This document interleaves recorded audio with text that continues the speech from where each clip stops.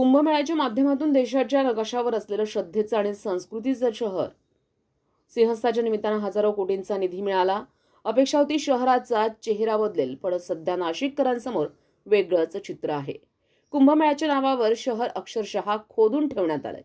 विकास कामांमध्ये नियोजनाचा अभाव आणि निकृष्ट दर्जाचा आरोप माजी महापौर दशरथ पाटील यांनी केलाय. ते म्हणाले, नाशिककरांचा विकासाला विरोध नाही, पण विकासाच्या नावावर नागरिकांना त्रास नको. 8 महिने रस्ते खोदून ठेवले जात आहेत, मात्र कामांचा दर्जा आणि नियोजन कुठे? गरवारे पॉइंट, बारदान फाटा, अशोक स्तंभ, सातपूर, गंगापूर रोड, त्र्यंबक रोड, पंचवटीसह अनेक भागांमध्ये रस्त्यांची अवस्था खराब झाली आहे. एकाच ठिकाणी पाणी, ड्रेनेज आणि इतर कामांसाठी वारंवार रस्ते खोदले जात आहेत. वाहतूक कोंडी, धूळ आणि अपघातांचा धोका वाढलाय. त्यानंतर दशरथ पाटील यांनी आरोप केलाय, वर्क ऑर्डरमधील तांत्रिक नियम पाळले जात आहेत का? योग्य रोलिंग, दबाई, जीएसबीचा थर यासारख्या प्रक्रिया होत आहेत का? की फक्त वरवरची कामं करून फोटो दाखवले जात आहेत? सिंहस्थ हा नाशिकच्या विकासाची मोठी संधी आहे, मात्र या संधीचा वापर दर्जेदार कामांसाठी झाला पाहिजे. त्यामुळे सर्व विकास कामांची तांत्रिक व आर्थिक चौकशी करून दोषींवर कारवाई करावी, अशी मागणी करत लवकरच मुख्यमंत्री आणि उपमुख्यमंत्र्यांची भेट घेणार असल्याचं दशरथ पाटील यांनी स्पष्ट केलंय. संविधान न्यूज, नाशिक. आपलं नाशिक शहर भारताच्या नकाशावरती कुंभमेळ्याच्या माध्यमामधून विकासाच्या संधीने, आणि कुंभमेळा हे श्रद्धेचं माहेरघर आहे नाशिक, आणि विकासाची आशा ही सामान्य नाशिककरांची, जनतेची, सगळ्यांची आहे. ज्यावेळेस कुंभमेळा येतो त्यावेळेस राज्य सरकार, केंद्र सरकार यांचं धोरण असतं का कुंभमेळ्याच्या निमित्ताने निधी द्यावा आणि शहराच्या विकासाला गती मिळावी, ही भावना सरकारची असते. आज परिस्थिती असे, राज्य सरकारच्या वतीने माननीय मुख्यमंत्री, उपमुख्यमंत्री हे कायम सांगत असतात, कामाचा दर्जा, कामाची क्वालिटी, क्वांटिटी नीट सांभाळा आणि विकासाची पावलं चांगली उचला. निधी देखील सरकारने भरपूर दिलेला आहे. मी आपल्याला आठवण देतो, माननीय उपमुख्यमंत्री सातपूरला आले होते या निवडणुकीच्या अगोदर. रस्त्यांना खड्डे पाहिल्यावर त्यांनी एक ओळ दिली होती, जर नाशिक महापालिकेचे प्रशासन, बांधकाम विभाग ऐकत नसेल तर शहर अभियंत्यांना सस्पेंड करून टाका, असं त्यांनी लाईन तुमच्या वर्तमानपत्राच्या पहिल्या पानावरती दिली होती. आजची स्थिती शहरामध्ये 8 महिने झाले, शहर खोदून ठेवलंय. लोक स्वीकारत होती, हरकत नाही, आपल्या शहरामध्ये महापालिका प्रशासन काम करते, करून दिलं पाहिजे, संधी दिली पाहिजे. ही राजकीय, सामाजिक सगळ्याच यंत्रणेने, जनतेने, कामगारांनी, व्यापाऱ्यांनी, उद्योजकांनी सगळ्यांनी संधी दिली, पण तिचं सोनं काही महापालिका प्रशासनाला करता आलेलं नाही. हा आरोप नाही, सत्य परिस्थिती आहे. नाशिक शहरामध्ये पूर्ण रस्ते खोदून ठेवले. कोण सकाळी खोदते, कोण दुपारी खोदते, कोण सकाळी जातो तो दुपारी रस्ता बंद होतोय. नियोजन नाही, नियंत्रण नाही, व्यवस्था सांभाळण्यामध्ये कोणाची बी मानसिकता नाही. आज Garware point, Ambad link road, papaya nursery, Ashoknagar, Shramiknagar, Shivajinagar, Bardan Phata ते गंगापूर रोड आणि कॅनल रोड आणि त्र्यंबक रोड, राजदूत हॉटेल पासून पंचवटीतले अनेक ठिकाणी रस्ते खोदून, कुठेही बघा तुम्ही, बाबानगरला जा, ती स्थिती, कुठेही शहरात जा, लोकांचा विरोध कामाला नव्हता आणि नाही. परंतु जर लोकांची वाहतूक कोंडी कशामुळे होतीये? एक रस्ता खोदायचा, मग भले तो भूमिगत गटारला असेल, दुसरा पाण्याच्या पाईपलाईनला असेल, हा खोदायचा आणि एकेरी वाहतूक करायची. याचे खडे उडवून त्या रस्त्यावर एकेरी वाहतूक मध्ये जणू काही ठेकेदारांना वर्क ऑर्डर जी दिलेली आहे, अटी शर्तीचा जो भंग होतोय, उल्लंघन होतंय, फक्त माध्यमांमध्ये बातम्या येत आहे, कारवाई करणार, दंड करणार. अहो, कारवाई दंड ते हे देशातल्या सरकारने ब्रिटिशापासून चालू ठेवलेलं आहे. दंडाने लोक बदलत नाही. व्यवस्था बदलायची असेल तर क्वांटिटी, क्वालिटी काही दिसत नाही. एकेरी वाहतूक केली, डब्यांमध्ये लाकडं लावली, जणू काही हरसुलला रस्ता चालू आहे, कमी बजेट आहे. अहो, नॅशनल हायवेचे इस्टिमेट धरलेले आहे आणि कुशाल म्हणताय बिलो गेली. अहो, टेंडर प्रमाणे तुमची कामं होत आहे का? जी 3-3 फुटाची खोदाई आहे, त्या खोदाईमध्ये कुठेही अगोदर मुरुम टाकून रोलिंग मारावं लागतं, त्याच्यावरती क्युरिंग पाणी मारावं लागतं, पुन्हा त्यावरती जीएसबी टाकायची, इस्टिमेटला जीएसबी आहे, पुन्हा रोलिंग मारायचं, पुन्हा मुरुम टाकायचा, पुन्हा रोलिंग मारायचं. हा 6 ते 9 इंचाचा थर असतो. इथे इतकं बिंदास काम चालू आहे. गाडी येते, त्या खोदलेल्या रस्त्यामध्ये डंपर तो खाली होतो, एक जेसीबीनी लेवल करतो, कोणीतरी एक लेबर ते रोलर आणतो, वरती मारतो.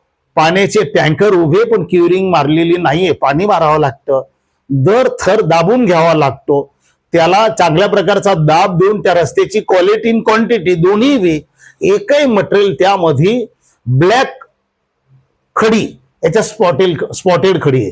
40-80 जिथं वापरायची नाही, जिथं जीएसबी आहे तिथे 80-40 वापरली, कारण की तो माल पोकळ असतो आणि तो बसला म्हणजे ती त्याची क्वांटिटी कमी लागते.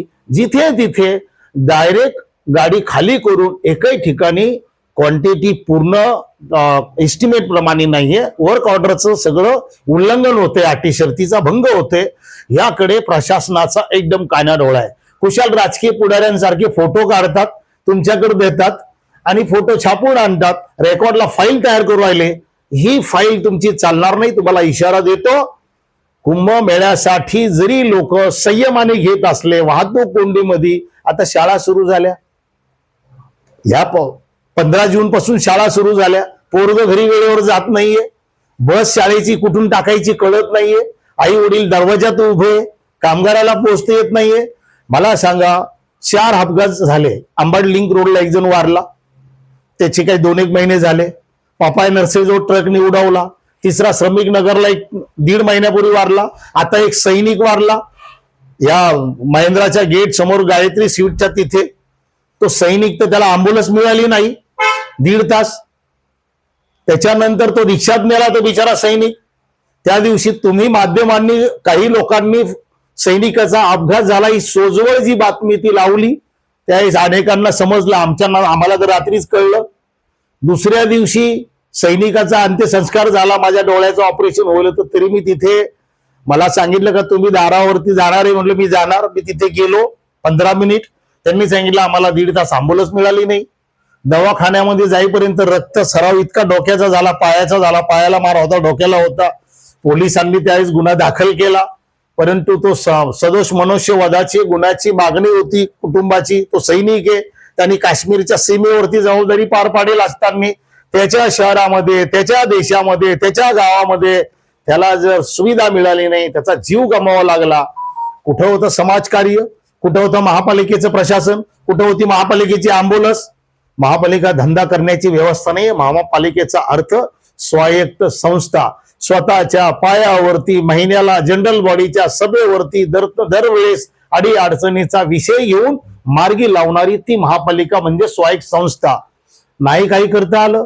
शेवटी मला कळलं 12 तारखेला गुरुवारी ते कुटुंब, सैनिकाची बायको पोलीस स्टेशनला 11 वाजेपासून 5 वाजेपर्यंत होती, गुन्हा दाखल झाला नाही. पुन्हा शुक्रवारी ती 11 ते 7 वाजेपर्यंत होती, मग तो गुन्हा दाखल झाला. कोणावरती?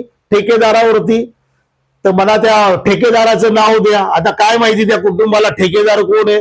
त्या कुटुंबाने बिचाऱ्या भोळ्या भाबड्या कोणीतरी नंबर दिला एका बांधकाम विभागाचा अधिकाऱ्याचा उपाय अभियंता, त्याला ठेकेदाराचं नाव विचारलं, त्यांनी झाप सैनिकाच्या बायकोला झापून टाकलं.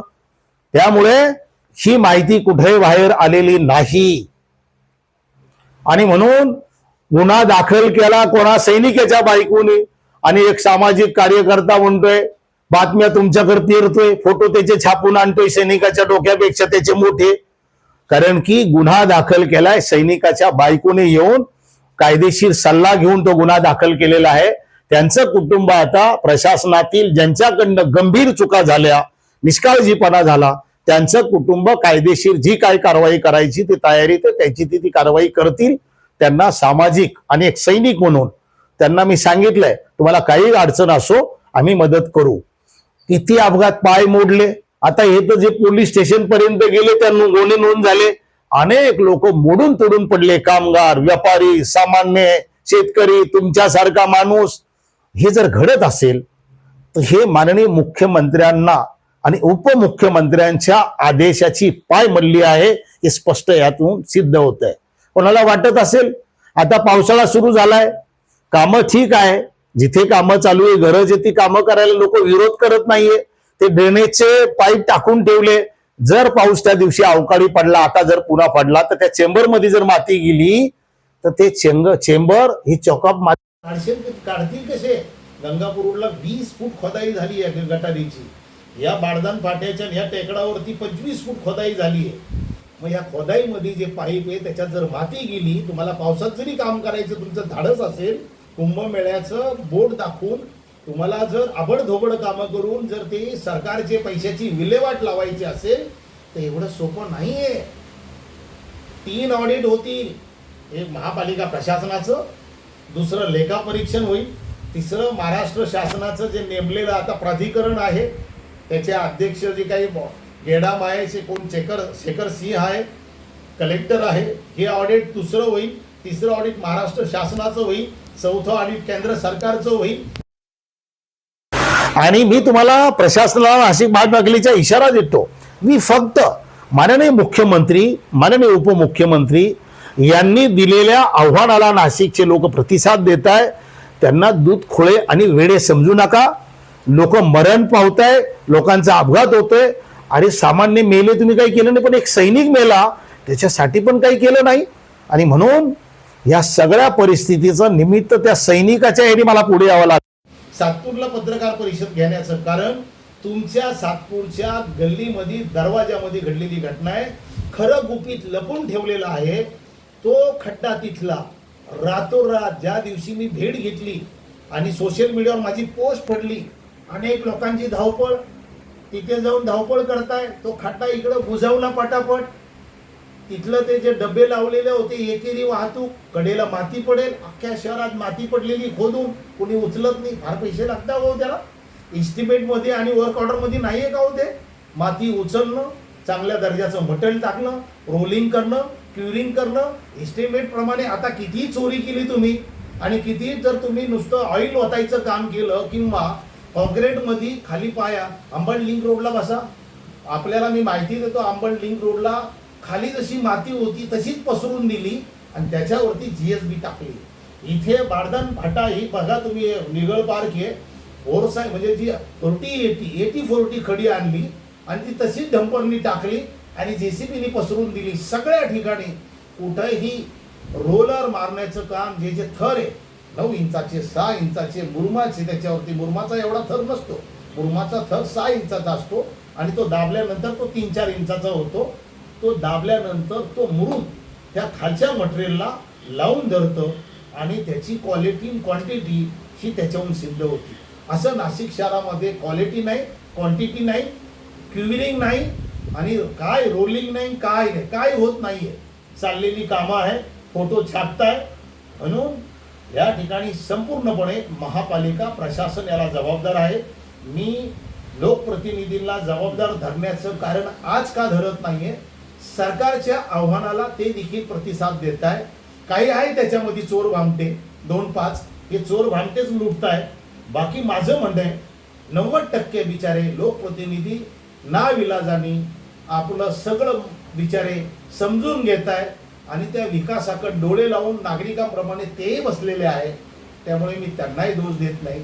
महापौर बिचारी महिला आहे, ती चांगलं काम करण्याचा प्रयत्न करते, परंतु तिला देखील जो प्रतिसाद द्यायला पाहिजे, महापौरांबरोबर कमिशनरनी, प्रशासनाने सोबत गेलं पाहिजे. म्हणजे जे लोकांनी तक्रारी केल्या त्याच्या धोरणात्मक निर्णयाची अंमलबजावणी करता येते.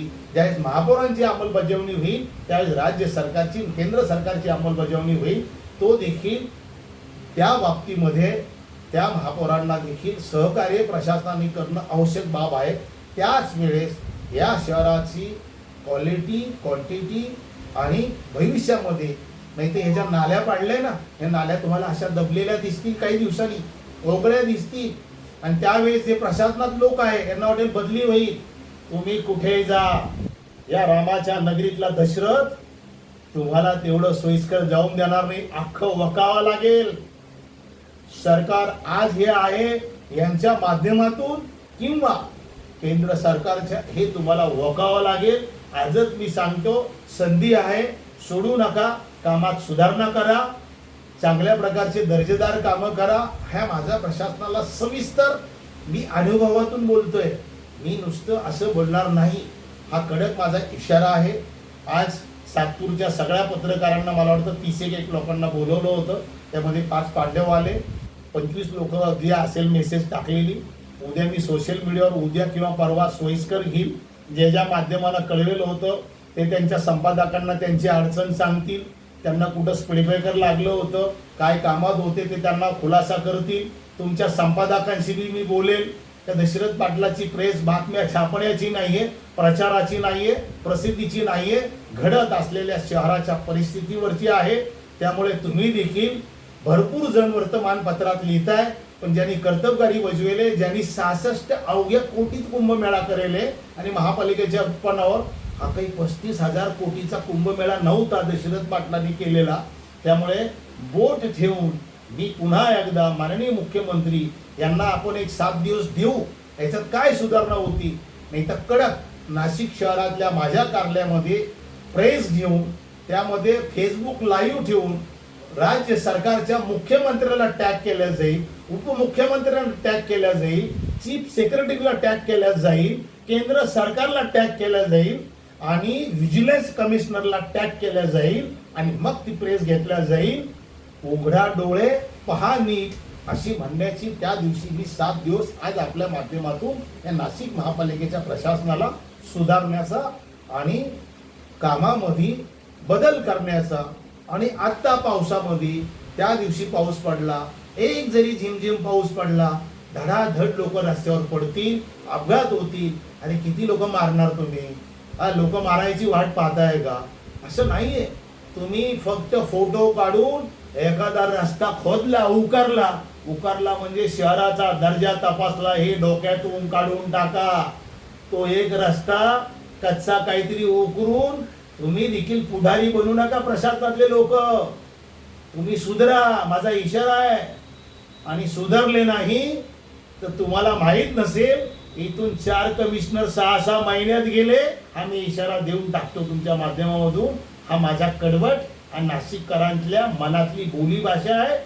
दशरथ पाटलाला आता काही मिळवायचं नाहीये, तो 62 पास झालाय. आता बोनस आहे, बोनस खेळतोय. नाशिककरांसाठी खेळेल, जनतेसाठी खेळेल, लोकांच्या हितासाठी खेळेल. आणि मुख्यमंत्र्यांनी काढलेले जे काही उद्गार आहे दर्जा आणि क्वालिटी ही होत नाहीये. याबाबत सविस्तर मी 7 दिवसांनी माननीय मुख्यमंत्र्यांना मेल करीन, लेखी पत्र पाठवीन किंवा सोशल मीडिया, सरकारचा तिसरा डोळा सोशल मीडियावर आहे, ते रिपोर्टिंग त्यांना करतील, उपमुख्यमंत्र्यांना आणि मुख्यमंत्र्यांना आणि चीफ सेक्रेटरीला. हे माझं आज खरा हेतू हा होता. पण मला दुःख आहे, सातपूरच्या 30 पत्रकारांपैकी अवघे 5 आले. तुम्हाला धन्यवाद.